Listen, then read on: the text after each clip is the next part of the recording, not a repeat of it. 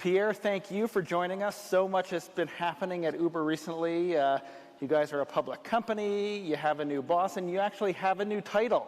It's changed since we put this on the slideshow. You're now Vice President of International Rides. Congrats. Do you want to tell us a little bit about your new responsibilities? Yeah, of course. Well, first of all, thanks a lot for having me here. Very excited to be with you today. I joined Uber about 7 years ago, so in the very early days of the company. And I've been moving with the business from managing our Paris business back then, which was our first city outside the US, to now overseeing our ride-hailing business across all of our international countries, which means a portfolio of about 60 countries around the world. So APAC, EMEA, as you said, everything from everything except the US and Canada. That's right. And is life different now that Uber is a public company? I don't think so. I think that getting ready for becoming a public company has involved a lot of work and has involved some changes internally, but I don't think that flipping the switch itself has been a drastic change to how we operate and what we do. Well, usually when companies become public, the investors begin to sort of push it out of growth mode and towards profitability. Dara, your boss, Uber CEO, said this week that he still sees Uber as a growth company. So what does that mean for you in markets where there still is a lot of competition and perhaps a lot of pressure on margins? I think what we see and what Dara has been telling our investors is the fact that the opportunity is enormous. Today, Uber literally touches less than 1% of urban miles driven. And that means that there's actually strong appetite, not just from Uber and the leadership, but actually from the investor community to continue and lean in and invest such that we can actually unlock that huge opportunity that is ahead of us. So while the IPO itself, in many ways is an exciting milestone, it also feels very much like the beginning of a whole new chapter. And I'm really convinced that the biggest is still ahead of us. Well, there's so much I want to ask you. I also want to remind everyone to go to the Bloomberg app, Bloomberg, STYT.com, and suggest some questions for Pierre. But let's start on the other side of the world, and we'll work backwards towards Europe and London. India, still a super competitive market. You have a well-capitalized competitor there in Ola. How do you look at a market like that where you have an extremely well-funded competitor with no end in sight? How does that become a good business for you? So actually, I was in India last week. Last week, right. I was in New Delhi last week, and the first thing I'd say is it is just fascinating to see how the impact we have on cities is even more pronounced in markets like India, where you typically have very poor public transit infrastructure, where you have very fast-growing population, where you have a huge need for economic opportunities. And so the first thing is, beyond competition, it's just fascinating to see the impact we can have there and how much we are leaning into affordable mobility options. We have two-wheelers, three-wheelers options in India. As far as competition is concerned, yes, India is competitive. Now, in India, just like in pretty much all of the regions around the world, Uber is the leader, the category leader. And I'm quite convinced that competition is actually a good thing in the sense that it really forces us to do a better job at serving the riders that use Uber, the drivers that use Uber. And in that sense, we very much welcome competition, even more so in a context where, again, we're very much at the beginning and there's much more we can win by trying to tap into that broader opportunity than by trying to fight at one another. Well, one, I wonder if Ola would concede that Uber is a market leader. But two, I mean,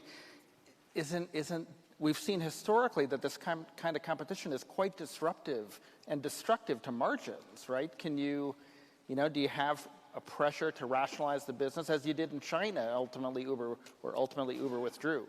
I think what Dara has made clear after we decided to concede our business in Southeast Asia What Dara has made clear is that we feel as a company extremely strongly about our portfolio of countries, about our market position, and therefore we have absolutely no appetite at this point to get into minority deals. This is something Dara made clear after he joined the company, and I think India is no exception. I feel good about our ride-hailing business in the country. I think there's huge opportunities ahead of us, and I'm really seeing that our pivot from being mostly about pressing a button and getting a car to really being about a broader mobility platform is starting to work out.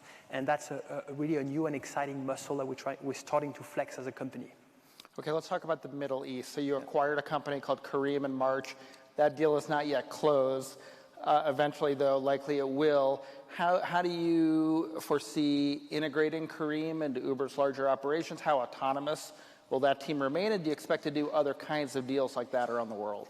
So the deal is not closed yet. It is subject to regulatory approval. We've just had some good news out of the UAE that has approved the merger, but there's more countries to go. It is a very important deal for the company. It's one of the most sizable deals we've made. And the reason at the end of the day why we decided to acquire Careem is that we realized that just like in India, the opportunity in Middle East, in North Africa was enormous. And we felt that by acquiring Careem, we'd have a great opportunity to fast forward our efforts and to get faster into unlocking that opportunity. We also believe that Careem has built a strong brand in the market. Although we were market leaders, we very much respect the brand they have built and the quality of the team members. So this was the rationale for making the deal in the first place. As to how we plan to operate after hopefully the deal closes, our decision has been to keep the two brands alive and to have some degree of independence between the two brands. I will be sitting myself on the board of Careem, but what we want to make sure is being able to somehow get the best of both worlds. On the one hand, continue to leverage the power of our global Uber platform, while at the same time being able to have a more local team, a more nimble team with local technology resources that can innovate very fast and make sure that we do whatever it takes to localize our operations such that we can fully tap into the opportunity that Middle East represents. So you're talking about the opportunity that remains in developing markets like India and the Middle East, but now let's move to the more mature markets like cities in Europe. How much is left? How much opportunity is left in ride-hailing? I think there's a lot left, if I'm honest, in few different ways. The first way is if you look around the world, you see that there are still a number of very large-scale countries where ride-hailing is very much underpenetrated. And if I take Europe in particular, our business in Germany, our business in Italy, our business in Spain is still, fast growing, but very small relative to the penetration we've achieved, here in London, we've achieved in France. And so I think that by partnering with cities, by engaging in a whole new way with all of the stakeholders, we really have a good chance to jointly unlock some of those places that are really sizable businesses. That's the first growth lever. I think the second growth lever is moving from, again, being mostly about getting a car, pressing a button, getting a car, to turning ourselves into a broader mobility platform. And on that respect, this is something that we're very much leaning into quite hard as a company. We've integrated in London public transit into the app. We have launched here in a number of European cities our electric bicycle offering. And we're really starting to try hard and making it easy for people to go from A to B in the simplest way. And the simplest way in a city center, especially in Europe, is not always sitting alone in a car. You mentioned e-bikes. Scooters, though, certain cities have been a little less receptive to, right? For example, I'm not seeing any scooters on the streets of London. You've had similar challenges in other European cities. How do you make the case that these alternative forms of transportation, can relieve traffic, can give your customers more options? I think we look at the data we have today. We operate a scooters business in a number of cities around the world, especially in the US.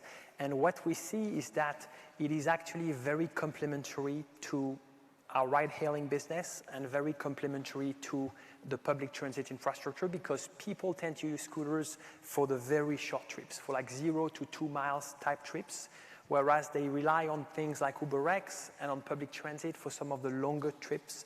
And so we think that by bringing all those options together into one app, we can actually create what is the real goal here, which is a compelling alternative to individual car ownership. If I look at cities around the world, especially in Europe, but frankly around the world, the biggest challenge I see is that traffic, congestion, air quality is really affected by the fact that so many people are sitting alone in their car and use it literally twice a day to get to work, to get back from work. And that needs to change. Well, but some people would see that as a problem that Uber has contributed to or exacerbated, the fact that there are now so many cars in city centers. So, I hear that critics are critic. I don't think that's the case in the sense that a car that is being used on Uber is a car that is going to be serving a lot of passengers, 10 to 20 passengers every day. But the second thing here, and probably the more important thing, is Uber, our vision is certainly not a vision of everyone pressing a button and standing alone in a car. It's really much one of a combined portfolio of offerings that people can use that appear as a compelling alternative to individual car ownership. And so for certain trips, that might involve sitting in a car, but for many other trips, that is going to involve shared transport options like Uber Pool, bike sharing, scooter sharing, using public transit. And we really see that as the end solution, not UberX on its own, to your point. I wanted to ask our London audience a very basic question about Uber. So it's a polling question, and I think I phrased it as something along the lines of, has Uber made the city of London, has Uber improved London? So you're going to get a couple of answers here, yes, no, or maybe, and you're welcome to weigh in on that. This should be interesting, Pierre. That's pretty definitive. Great. So that's a definitive endorsement. Give me an update, Pierre, on the status of the very volatile discussions with the City of London, Transport for London. I know you had a short-term license. Do you feel like you've earned the trust from the City of London to get that long-term license? We're working really, really hard on it, and I spent a ton of time myself working with our teams, and I can tell you that we've upped our game to a level that I haven't seen in many cities around the world in terms of compliance, in terms of partnering with the Metropolitan Police, in terms of putting safety front and center. And so I'm very much hoping that we've earned the right to a longer license, but we'll see, that process is ongoing. We'll see how things end up going in September, but I'm typically hopeful, and I certainly know that the relationship has gone to a much better place precisely because our new leader, Dara, has really created... Well, it started with his visit to London. It started with his visit, and it really started with the culture shift he's created inside the company and really putting front and center the importance of actually partnering. We cannot be successful on our own. We have to actually partner with city stakeholders, with drivers, and one of the things he's pushed a lot is rebuilding the dialogue with drivers that we often overlooked back then. And that was my very next question. That's another relationship that has had its ups and downs. You guys will eventually, I believe, be going to the UK Supreme Court in terms of the contractual relationships with drivers. Are they employees? Are the contractors? But it seems to me the company is now large enough that you're going to need some kind of flexibility in those definitions. What do you believe Uber owes its drivers? So the first thing I'd say is we've come a long way when it comes to rebuilding trust with the driver community. And at the end of the day, Uber will be nowhere without the hard work and the commitment of so many drivers. We've made a number of important and significant moves that hopefully highlight some of the commitment we now have. In Europe in particular, we've rolled out a partnership with the insurance company AXA that is providing every single drivers and couriers with some degree of social safety net, which is something that policymakers were very keen to see us do. And so I think we've done a good job at rebuilding the relationship. Of course, this is a journey, and we're going to continue and do so. One of the things, though, that I get pretty much every single time I take an Uber when I talk to drivers, and I do talk a lot to drivers, is that the common thread is each and every one of them value the flexibility that an app like Uber entails. And whatever happens with Supreme Court of regulation in general, I really think that we need to be protective of that flexibility, because this is something that genuinely meets a need that there is out there from the driver community. Could you envision a future where there are employed drivers, even as you preserve the flexibility for the majority of Uber drivers who might remain contractors? Well, I don't know, frankly, and I think in many countries around the world, there are a lot of reflections around what is the right way to define this new form of labor in some way. And I can tell you that as a company, we're definitely taking part in those conversations with approaching that from a front foot, because we understand that as a leading player in that field, we have a role to play. And this is, again, yet an example of our approach changing and us taking much more accountability for some of those very serious societal issues. Well, Pierre, there are so many great audience questions here, and I want to hit a couple of them. There are some cities in Europe where Uber is underpenetrated, in Germany, Spain, and Italy. How are you going to solve it, and is M&A an option? I don't think M&A is usually an option, because what I see in many of those cities that our underpenetration often has to do with the regulatory environment not necessarily allowing us to operate or to scale as fast as we would want. The way we go about that is, first, there's a lot to do in terms of rebuilding trust. We've made some mistakes over the years in a number of European countries, and we've been working really hard over the past 2 years to rebuild that trust. And frankly, we've gone a long way. I'm traveling a lot to our European markets and just speaking to policymakers, speaking to citizens. I can really attest that we've gone a long way in terms of rebuilding that trust, and that's usually the foundational element to any regulatory change. The good news, and what makes me really excited about our future in Europe, is that our interests as a business are very much aligned with the interest of city stakeholders. Everyone's talking about the same things, which is air pollution, congestion, safety, creating economic opportunities, and this is truly what Uber is about, and even more so, more than ever, as we transition from being mostly about press a button and get a car to being about this mobility platform that does aggregate a lot more options. In some of these countries, is the Uber Pop idea, the idea of really unregulated ride sharing where you don't need a taxi license, is that dead now? That is dead. I think that was not the right approach, quite frankly, and I know that myself more than anyone else.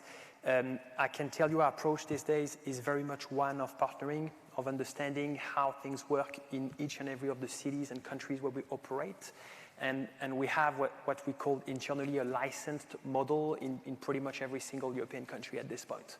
Okay, I know you're vice president of Ride, so the Uber Eats business, I would presume, doesn't come under your purview, but there are some questions about it, so let me ask. What can you tell us about the strategy behind Uber's Black Kitchen initiative? So that's one centralized kitchen that's serving multiple restaurants, and how does that fit into the larger mobility platform play? Yes, so first of all, we have seen a lot of synergies between our rides, so our ride-hailing business and the Uber Eats business. One of them being the fact that the application that drivers and couriers are using is actually the same. The other one being the fact that we see a ton of users that are either moving from Uber Eats to the Uber ride-hailing product or vice versa. So we're starting to see really platform engagement across those different options. So there are a lot of synergies between the two. I think the food delivery space is fascinating. It's rapidly evolving. And as part of this transformation, we're seeing a lot more innovative concepts.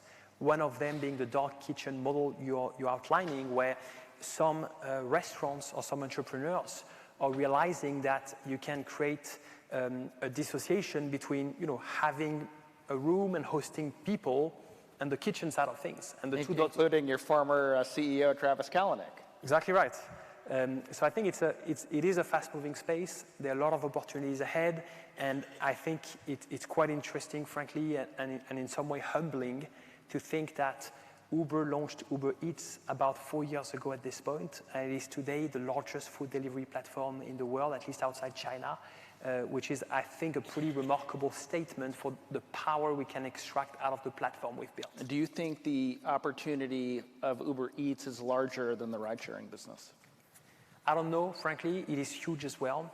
And what I see, just looking at myself and looking at a lot of people around me, is that there's a real shift in consumer habits with a lot more people ordering food as opposed to cooking it themselves, which has been fueled by the ease that apps like Uber Eats bring and entail, and as well as the broadening selection, which has really been a key focus for us. Two questions here that I'm going to bundle together. Do you worry that Uber is increasing the rate of climate change, and how is Uber pushing for electric transport? This is a huge priority for us as a company, the electrification of cities. We really think that the future of urban mobility is about shared and electric ways for people to move around. And London, if anything, is the one city in the world where we have made the biggest commitment towards electrification.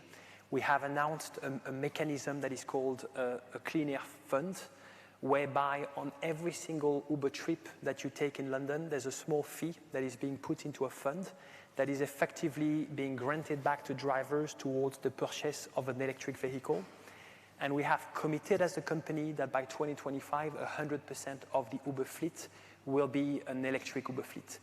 We do understand the important role we have to play when it comes to electrifying cities, and this is something I'm personally really committed to, and you can expect to see a lot more from us on that. That's front. Remarkable. So for the driver that's still driving a gas-guzzling car, they will need to upgrade by 2025. That's right. Okay, so we're here in London, but I believe in DC is a conference going on right now called Uber Elevate, which is devoted to private air transport. Dara is committed to Uber Elevate, or Uber, I guess, air taxi by 2023. Talk a little bit about Uber's commitment to that kind of alternative transportation. Of course. Well, I'll start with why is that bubbling up right now? And you see companies like Uber starting to really look into that seriously. The reason is there's been some major technology progress, which means that now batteries are powerful enough to lift their own weight. And that means that you can really rethink how aircrafts actually get built. And we really think that there's an opportunity for vertical takeoff and landing vehicles to become a key part of our cities. This is even more important in a context where cities are getting more and more crowded, where traffic is becoming more and more of an issue. And we think that those sort of technologies can play a key role in simplifying and easing out traffic in big cities. We've made some big announcements this week. We've announced that Melbourne in Australia was going to be the third city globally where we would pilot this Uber Elevate product, which I hope we'll bring in the next few years to many more cities around the world. 2023 seems a little far-fetched to me, but maybe I'm a skeptic. Since we're ending this conversation on the future, we'll stay there for one last question from the audience. How are you preparing for the autonomous driving era in Europe and the regulations around it? Of course, autonomous cars, first of all, are something that we think is going to be fundamentally very good for society because of two reasons. The first one is they can play a very important role when it comes to road safety. There's still more than 1 million people every year that die in car accidents, and 90% of those accidents are related to human errors. So we think longer term that there's going to be a big safety element to self-driving cars. The second thing is self-driving cars are effectively going to accelerate the transition away from individual car ownership. Those cars are going to be pretty expensive, and they will not be most likely not be owned by individuals, but rather operated on networks such as Uber. And this is why, for those two reasons, this is why as a company we are really investing hard into this topic, into this technology, building our own technology, but also partnering with OEMs and a number of stakeholders around that. We think that this is going to take quite some time until you truly see that at scale in cities around the world. And of course, to your point, regulation will play a really important role. And you know, I think we've learned the hard way over the years that starting a very early dialogue is critical, is absolutely critical, which is why we're already engaging with a lot of cities around the world as to what is the future of regulation going to look like to embrace and allow those sort of technologies to emerge, and to make sure that road safety remains a priority no matter what. What do you think we'll get first, Uber air taxis or autonomous Uber cars? I don't know. I think it's probably easier to drive in the sky than on the streets, but we'll see. I don't have a sense. All right, Pierre, thank you very much. Thank you. Thank you.